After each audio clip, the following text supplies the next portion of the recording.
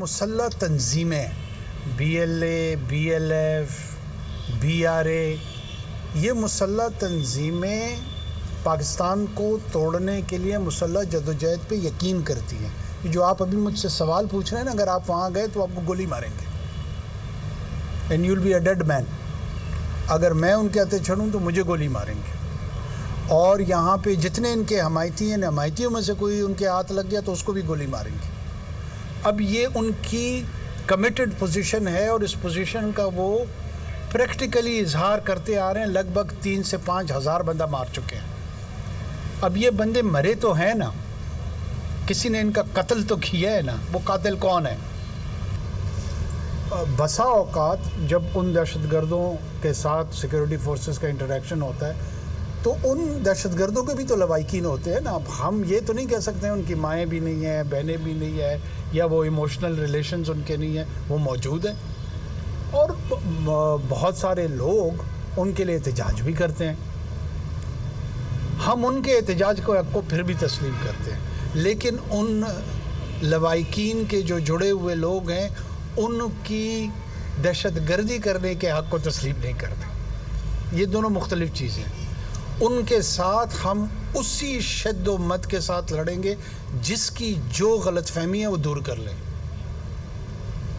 और जितने लोग इनके हमायती बनना चाह रहे हैं ना, इनको मेरी एक दरख्वास्त है, कोई एक चीज़ वापस कर रहा है, कोई और शय वापस कर रहा है, कोई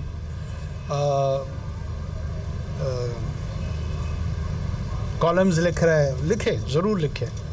जॉर्ज ऑरवेल 1984 एनिमल फार्म, वो जब स्पेनिश सक्सेशनिस्ट वॉर पे उनको यकीन थी ना तो प्रैक्टिकली जाके लड़े थे। इनमें से जो ये समझता है ना कि ये हक पर हैं तो BLA और BLF के कैंप ज्वाइन कर लें ताकि हमें भी क्लैरिटी मिल जाए कि ये खड़े का हैं। उससे बड़ा इंटेलेक्चुअल इनमें से कोई नहीं है। आए सामने, हमारा 1 मिनट मुझे इस पे बोलने दे, बैठे आप। ये मुझ पे बार बार तंज करना और मेरी ज़ात के हवाले से मैं सुन रहा हूँ। क्या करें? लाइसेंस दे दें इनको कत्ल करने का। अगर जिसको लाइसेंस चाहिए वो जाए, उसके हक में मुदल्लल बात करे कि जी उनको कत्ल करने दे ना, करने दे देते हैं, फैसला कर ले बाकी लोग। इनमें से बदकिस्मती से मैं फिर दोबारा अर्ज़ करूं, हमारी लड़ाई बिल्कुल लवाकिन से नहीं है, क्योंकि ये लवाकिन का फैसला नहीं था कि उनसे जुड़े हुए लोगों ने दहशतगर्दी में हिस्सा लेना था। वो उनका फैसला था, उनके असरात इस लवाकिन पे आए हैं। अगर इवन वो अपने प्यारों को ये भी समझते हैं कि वो दहशतगर्दी के किसी वाक़ये में मुलव्वस हैं, तब भी उनको एहतजाज और उनके लिए बोलने का हक़ है, क्योंकि उनके तो वो प्यारे हैं। हम समझते हैं इस चीज़ को। लेकिन ये तू कौन मैं खामखा, ये जो बाकी उनके पास जमा हो गए, ये ज़रा हमें जवाब दें। अगर इनमें से जिसने उस कैंप में वो समझता है कि वो हक पर है, ये लड़ाई बिल्कुल हक के हवाले से लड़ी जा रही है, तो जाके उनके साथ खड़ा होकर लड़ ले, ताकि इनको भी क्लैरिटी हो और हमें भी क्लैरिटी हो। चीज़ों में इख्तिलात पैदा करके, कन्फ्यूजन पैदा करके, अगर ये समझते हैं कि ये हक़ के दाई हैं, तो फिर दोबारा मैं इनको अर्ज़ कर रहा हूँ कि ना ये 1971 है, ना ये बांग्लादेश बनने जा रहा है। वो 9 महीने में हो गया था, यहाँ 20 साल से चल रहा है। कोई चीज़ छुपी हुई नहीं है। मुझे ताने ना दें कि बलोच मुझे याद रखेंगे। मैं और बलोचों के 3 नस्लों से हमारा ताल्लुक है। बच्चों का फंडिंग के साथ करते हैं, कहें ये कि नहीं करते हैं। इसी शहर में यहाँ पे लोग मौजूद है जो 70 की दिहाई में अब बहुत बड़े साफी है, वो भी लड़ते रहे इनके साथ। ये कोई ढकी छुपी बातें नहीं है। लड़े ना कोई हिंदुस्तान में ISI के पैसों के साथ, कि क्या हाल करते हैं उसका।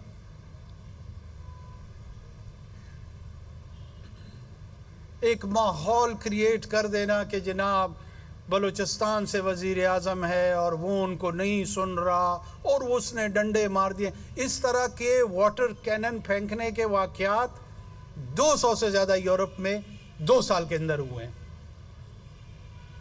आप लोगों ने नहीं देखे वो बड़े बड़े टैंकर उन्होंने बनाए होते हैं, पानी फेंक रहे होते हैं, कोई एक एजुटेशन कर रहा होता है, कोई और एजुटेशन कर रहा होता है। ये दुनिया में लॉ एनफोर्समेंट के स्टैंडर्ड प्रैक्टिसेस है।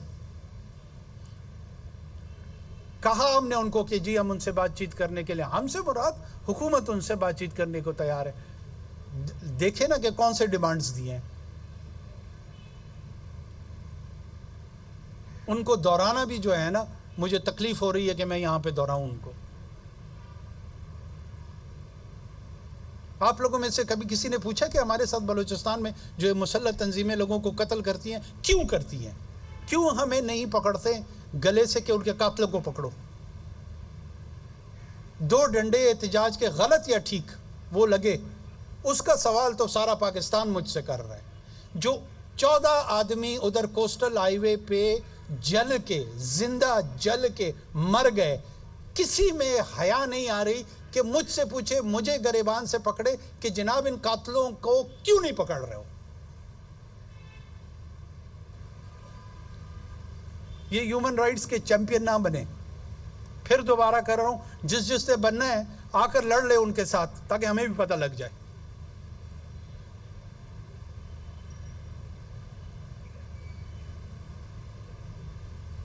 और बहरहाल पाकिस्तान की रियासत की लड़ाई है, मेरी ज़ाती लड़ाई नहीं है। जिसने इसके ख़िलाफ़ ऐलान किया है उसी को ये सोचना होगा कि ये लड़ाई कब तक लड़नी है। पाकिस्तान ये लड़ाई लड़ने के लिए तैयार है और वो लड़ रहे हैं और इंशाल्लाह लड़ेगा। जिसके ये ख्याल है या खाम ख्याली है कि खाकम मदान वो इस मुल्क को तोड़ लेगा, वो अपनी खुशफहमी और गलतफहमी दूर कर ले। बाकी जितना जल्द समझ जाएंगे ये बलूचिस्तान के लोगों के लिए बेहतर है, ये ओवरऑल बलोचों के लिए। 98% बलोच रियासत पाकिस्तान के साथ खड़े हैं। सनाउल्लाह ज़हरी के बेटे को किसने शहीद किया? नून लीग का वज़ीर आला था। सामने सामने इलेक्शन कैंपेन में टुकड़े टुकड़े किए उस लड़के के। बहुत सारे ये जो एहतजाज करने वाले हैं उनमें से बहुत सारे लोग उन्हीं लोगों के साथ मुंसलिक हैं। इनको भी पता है, हमें भी पता है, आपको भी पता है, और जो उनसे हमदर्दी रचा रहे उनको भी पता है। क्या करे? कानून साजी कराएं कि खरगोश, कुत्ता, पंजाबी, इसका कत्ल बलूचिस्तान में जायज़ है, करा ले कानून साजी, उसके बाद हम भी चुप हो जाएंगे।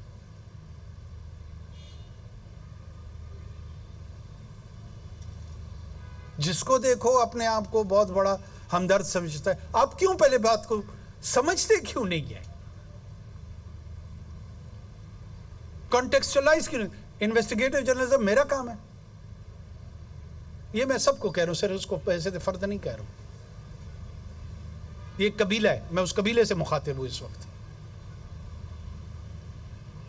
आए ना, किसने रोका इनको बलूचिस्तान में आने से?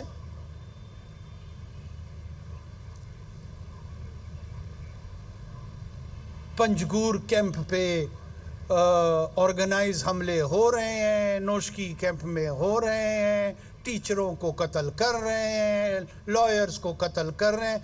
किसी के मुंह से लफ्ज नहीं फूटता, ओ जी बलूचिस्तान का वजीर आजम है, डंडे मारे हैं।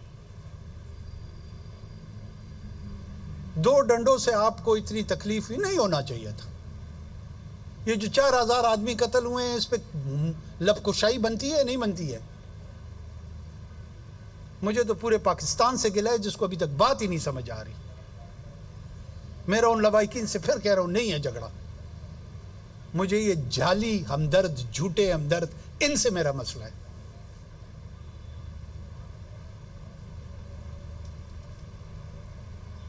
बहुत शुक्रिया। चैलेंज है, पुलिस फोर्स, पैरामिलिट्री, मिलिट्री तमाम अवेलेबल है। कोशिश हम इंशाल्लाह कर रहे हैं कि ये जो नई वेव है टेररिज्म की, इसको हम रिस्पॉन्ड कर सकें और रिस्पॉन्ड करके मैनेज करें कि जितना पॉसिबल हो पीसफुल अंदाज में जो डी डे है, जो इलेक्शन डे है, उसको हम 8 घंटे 9 घंटे इंश्योर करा सकें और लोग अपनी हक़ राय दही को इस्तेमाल कर सकें। उस सिलसिले में जो अवेलेबल रिसोर्स है, इंटेंशन है, वो यकसू के साथ हम उस पर लगे हुए हैं और उम्मीद करते हैं कि इंशाल्लाह इसमें हम कामयाब होंगे। हम ब्यूरोक्रेटिक लेवल के ऊपर जो है वो चीज़ें चेंज नहीं कर रहे हैं, चीज़ें जो हैं वो इस्तेमाल किया जा रहा है, बहुत सारी रिसोर्सेज का बिला। तो आपने इसको कंट्रोल करने के लिए कोई चीज़ की है कि ब्यूरोक्रेटिक लेवल के ऊपर जो चीज़ों का बेजा इस्तेमाल किया जाता है उसके लिए कोई कानून साजी कर दी जाए? कानून साजी आपको पता है इस वक्त पार्लियामेंट है नहीं, इस वजह से हमारे हाथ बंधे हुए हैं। इंशाल्लाह जब नए पार्लियामेंट आएगी उनसे ये सवालात करें और फिर ये कानून साजी करें और ब्यूरोक्रेटों को लगाम दें।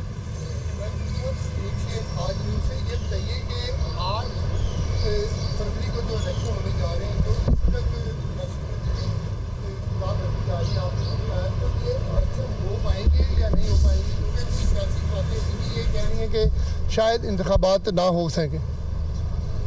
सियासी जमातों का तो हर किस्म के बयानिया होते हैं। इलेक्शन कमीशन ऑफ पाकिस्तान ने ऐलान किए हुए, शेड्यूल अनाउंस हो चुका है, कागजात नामजदगी जा रहे हैं और मेरे ख्याल में कंपेन शुरू हो गई है। मैं तो 8 तारीख को वोट डालने की तैयारी मुकम्मल है मेरी। Thank you ji.